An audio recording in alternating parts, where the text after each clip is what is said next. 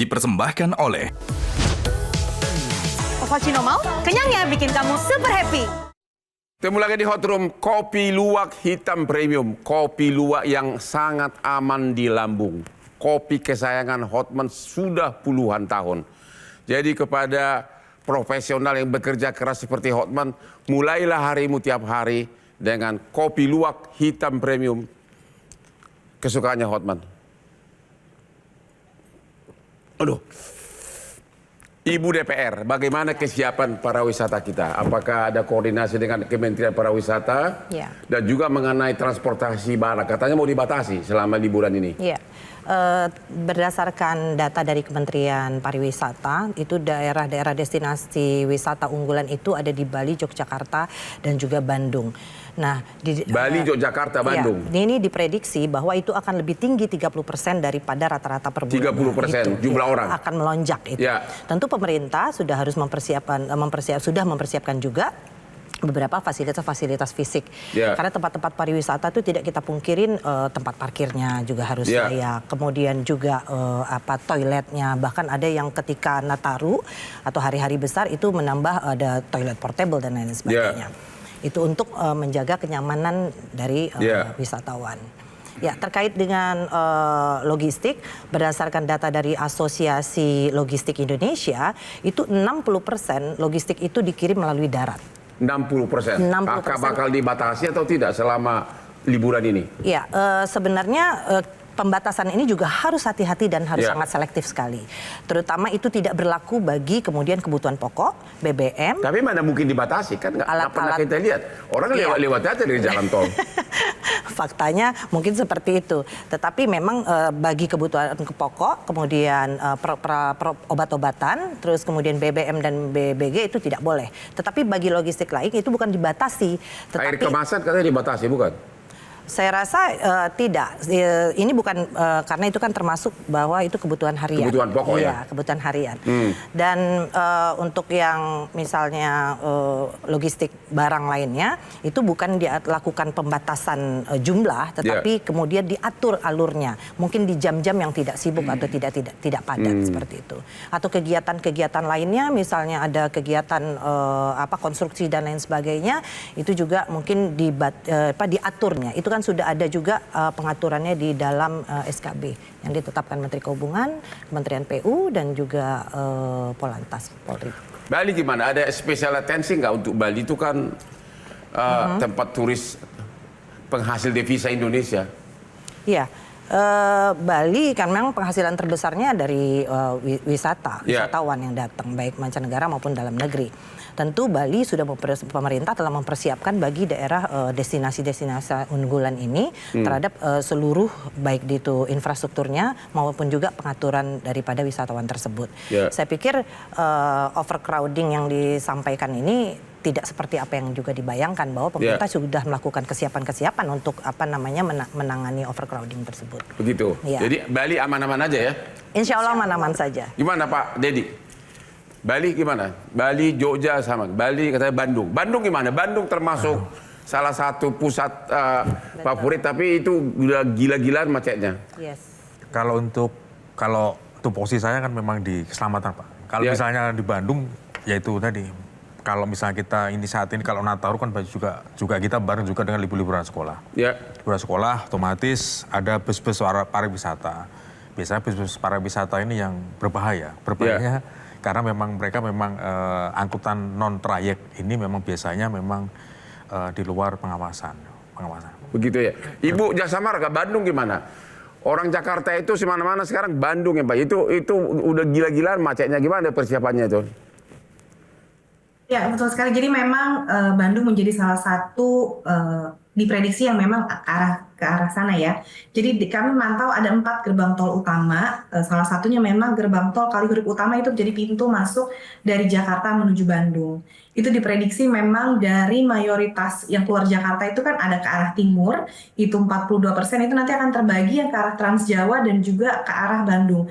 Nah ini memang masih 50% itu yang ke arah timur, ke arah Bandung. Dan tentunya kami juga menyiapkan tadi ada peningkatan kapasitas gitu ya, terus juga penambahan layanan transaksi di gerbang tol seperti penambahan petugas, mobile reader, supaya jadi tidak ada penumpukan pada saat melakukan transaksi di gerbang tol gitu. Jadi memang titik-titik ini juga menjadi pantauan kami. Contohnya memang menuju Bandung itu kan di kilometer 66 tuh yang pertama ya di Dawuan, itu juga kami jaga di situ dengan pihak kepolisian untuk bisa memastikan apabila melebihi kapasitas, kami bersama dengan pihak kepolisian, tentunya dengan diskresi kepolisian, akan diberlakukan kontraflow misalkan gitu ya. Jadi ada batasan-batasan jumlah kendaraan per jamnya yang diatur. Nanti apabila melebihi akan ditambah Jadi satu sebaiknya lajur. Apabila melebihi kalau lagi ke ada Bandung batasnya itu tambah dua kalau lajur. ke Bandung Seperti itu Jadi malam atau siang? Saat hari tanggal merahnya itu justru lebih banyak di pagi sampai Di siang. pagi ya, sampai Kalau siang. untuk ke arah tempat wisata gitu ya. Oke, terima kasih. Ibu peramal cuaca. Ada alatnya nggak? Ada. Jadi tadi untuk memprediksi itu kan ada radar. Memprediksi. Dengan Tapi radar. memodifikasi Ada, yaitu Hah? dengan garam. Hah? Garam. apa dibawa naik pesawat? Naik pesawat, Hah? ya, naik pesawat. Terus? Kemudian kalau ada awan-awan tebal ini biasanya dihindari oleh pilot karena berbahaya. Ya. Kalau ini malah ditabrak. Di situ garam ditabur. Itu bisa berapa ton itu garam? Beberapa ton. Jadi kalau misalnya satu hari itu bisa beberapa ton. BMKG sering melakukan itu. Kami iya, tapi bekerja bersama. Kami kan tidak bisa setir pesawat nih dengan TNI atau dengan BNPB ini Jadi, Pulau Jawa gitu. Menjelang Natal tahun baru udah disiapkan garam berapa ton atau belum ada? Oh, sudah dijalankan sejak tanggal 7 Desember. Setiap hari 24 jam. Apanya yang dijalankan? Garamnya itu dia Menabur garam itu di mana? di laut Jawa. Sebelum masuk waktu itu kami 78 itu melindungi DKI. Karena Oke. sudah diprediksi akan terjadi hujan ekstrim. Berkoordinasi dengan PJ Gubernur DKI. Yeah. Akhirnya tanggal 78 yang harusnya itu ekstrim itu menjadi hujan biasa. Oh, begitu. Jadi awan yang harusnya belum turun, harusnya bertiup ke arah darat ke DKI, itu dipaksa turun di atas Laut Jawa. Jadi mempercepat, jadi menyemai awan hujan, dikarbit biar cepat turun gitu. Nanti sudah ada persiapan untuk kira-kira belum tahu kapan lagi digaramin itu semua. Oh, ini masih berjalan terus. Masih ya? Masih sampai nanti awal tahun baru istilahnya. Gimana Trubus? Komentarnya atas ini semua, coba. Iya, kalau saya komentarnya adalah yang penting masyarakat karena sisi publik ya, publiknya harus diberikan informasi.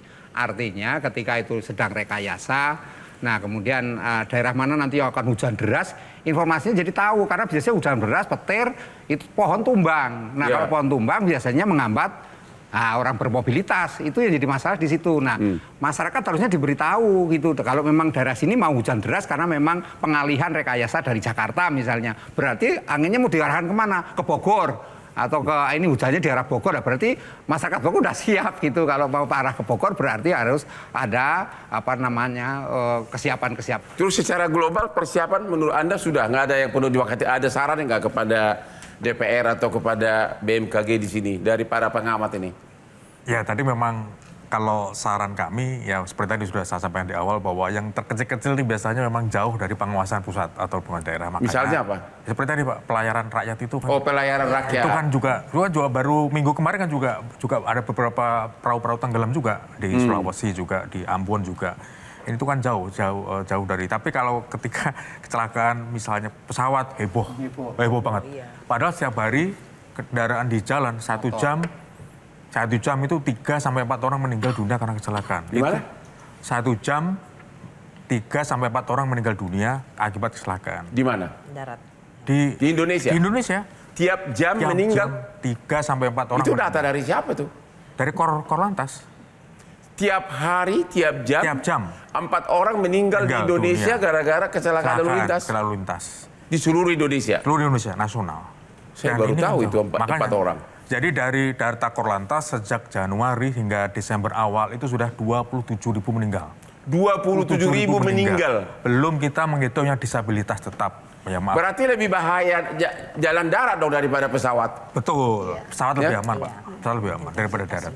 Tapi ketika pesawat jatuh heboh banget. Gitu. Padahal darat itu mencabut nyawa. Dan paling itu ekstrim. banyak kan di semua kota, tidak di apakah di jalan di kota besar atau kota kecil? Kalau kita secara provinsi paling banyak itu di Jawa Timur. Di mana? Di Jawa Timur. Di Jawa Timur Kenapa itu? Surabaya. Karena memang di angkutan apa namanya lebih banyak di jalan nasional. Lalu yang kedua Jawa Tengah. Jawa Tengah.